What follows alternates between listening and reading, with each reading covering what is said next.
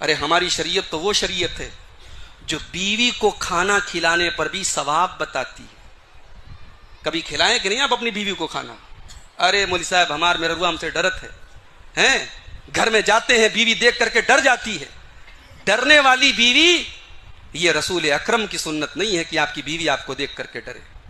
رسول کی سنت تو یہ ہے کہ آپ اپنے گھر میں داخل ہوں تو آپ کے بیوی بچے خوش ہو جائیں.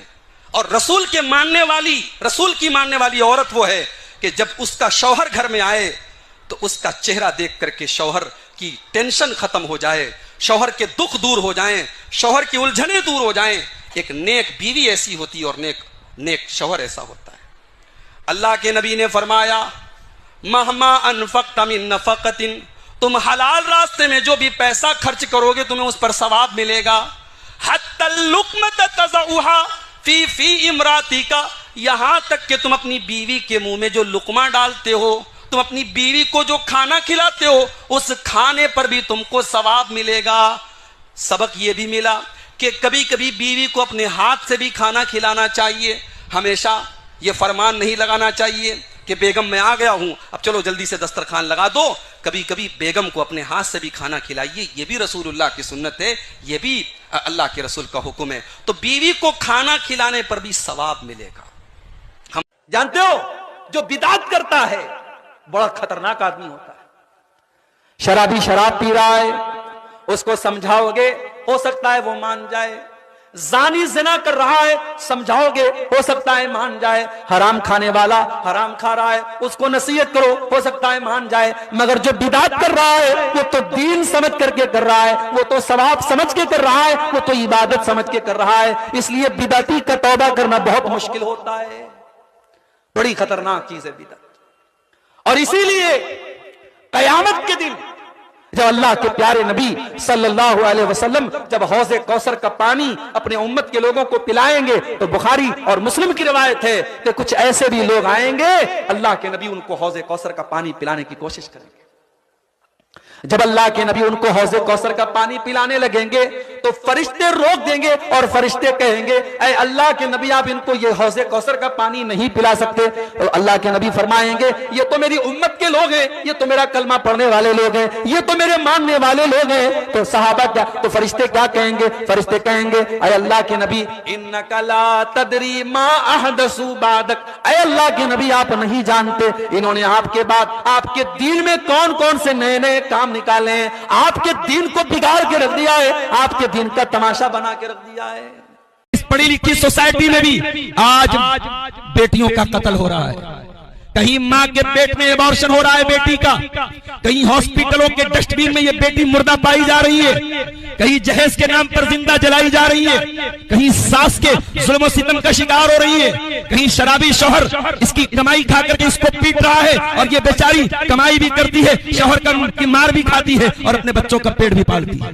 عورت تو آج بھی قتل ہو رہی ہے میرے بھائی, عورت تو آج بھی تل تل ماری جا رہی ہے, قسطوں میں ماری جا رہی ہے.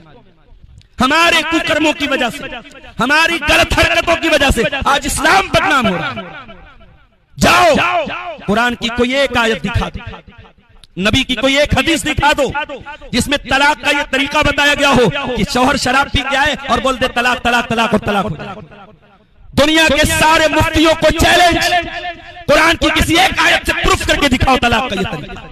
یہ طریقہ تم نے بنایا ہے, یہ طریقہ انسانوں نے بنایا ہے. میرے رب نے طلاق کا آپشن بہت لاسٹ میں رکھا ہے. آج کے اس مہذب دور میں, اس پڑھے لکھے دور میں, اس پڑھی لکھی سوسائٹی میں بھی آج بیٹیوں کا قتل ہو رہا ہے.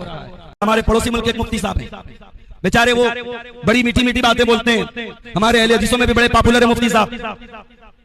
وہ مفتی صاحب چار چار شادیاں کر کے بیٹھتے ہیں, ان کی زیادہ تر بیانات شادیوں پر ہوتے ہیں, چٹکلے سناتے لطیفے سناتے رہتے ہیں. ان کا ایک بیان میں نے سنا, انہوں نے کہا یار اہل حدیثوں نے طلاق کے معاملے میں بڑی دھاندلی کی ہے. اہل حدیث جو بولتے ہیں نا کہ 3 طلاق ایک ہوتی ہے, تو یہ کہیں سے ثابت نہیں ہے, یہ کہیں سے ثابت نہیں ہے. یہ قرآن اور حدیث کا وہ مطلب بیان کرتے ہیں جو ائمہ اربعہ کو سمجھ میں نہیں آیا, جو اسلاف کو نہیں سمجھ میں آیا, ان کو سمجھ میں آیا.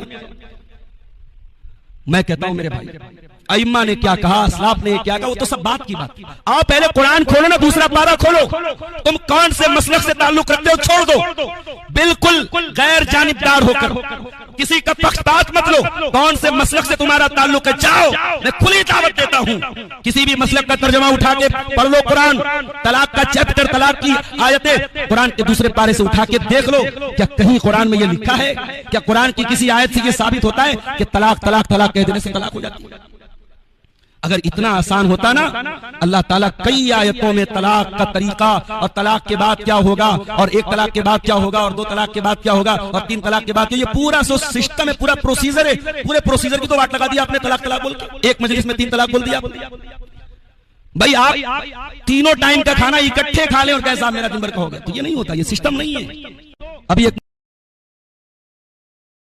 बुखारी और मुस्लिम की रिवायत, अल्लाह के नबी फरमाते हैं इन्ना लिल्लाहि मिअत रहमा, अल्लाह तबारक व तआला की 100 रहमतें हैं। अनज़ल मिन्हा रहमतन वाहिदा, उन 100 रहमतों में से अल्लाह ताला ने एक रहमत दुनिया में उतारी है। सारी दुनिया के अंदर जहां पर भी तुम्हें मोहब्बत नजर आ रही है, रहमत नजर आ रही है, वो अल्लाह की एक रहमत का नतीजा है। वो अक्खर अल्लाहु इंदहु 99 रहमा, और बाकी 99 रहमतों को अल्लाह ताला ने अपने पास रोक के रखा है। यरहमु बिहा इबादहु यौमल क़ियामा, और वो 99 रहमतें अल्लाह ताला अपने बंदों पर क़यामत के दिन नाजिल करेगा। एक रहमत से कायनात चल रही है, एक रहमत से बच्चे बड़े हो रहे हैं, एक रहमत से शौहर बीवी से मोहब्बत करता है, एक रहमत से जंगली जानवर अपने बच्चों को खाता नहीं है, एक रहमत से दुनिया चल रही है। बुखारी और मुस्लिम की रिवायत, अल्लाह के नबी फरमाते हैं इन्ना लिल्लाहि मिअत रहमा, अल्लाह तबारक व तआला की 100 रहमतें हैं। अनज़ल मिन्हा रहमतन वाहिदा, उन 100 रहमतों में से अल्लाह ताला ने एक रहमत दुनिया में उतारी है। सारी दुनिया के अंदर जहां पर भी तुम्हें मोहब्बत नजर आ रही है, रहमत नजर आ रही है, वो अल्लाह की एक रहमत का नतीजा। पूरी नबी की सीरत उठा के देख लो, नबी ने कभी किसी बच्चे पर हाथ नहीं उठाया है। नबी ने पूरी जिंदगी कभी किसी बच्चे पर हाथ नहीं उठाया है। नबी बच्चों से प्यार करते थे, नबी बाजार में गुजरते थे, बच्चों को पहले सलाम करते थे, बच्चे नबी को देख करके खुश हो जाते थे। लेकिन वही नबी यहां पे कह रहे हैं जब तुम्हारा बच्चा 10 साल का हो जाए और नमाज न पढ़े तो उसकी पिटाई करो, उसको मारो। मेरे भाइयों, नबी ने किस कलेजे के साथ ये बात कही होगी, नबी ने किस दर्द के साथ ये बात कही होगी। नबी हमें और आपको सबक दे रहे हैं। औलाद की मोहब्बत अपनी जगह है, औलाद की मोहब्बत अपनी जगह है, लेकिन औलाद की तरबियत अपनी जगह है। नमाज के मामले में कोई कोताही नहीं चलेगी। बच्चा 10 साल का हो जाए और नमाज न पढ़े तो सख्ती करो, उसको मारना पड़े तो मार भी सकते हो। पूरी नबी की सीरत उठा के देख लो, नबी ने कभी किसी बच्चे पर हाथ नहीं उठाया है। नबी ने पूरी जिंदगी कभी किसी बच्चे पर हाथ नहीं उठाया है।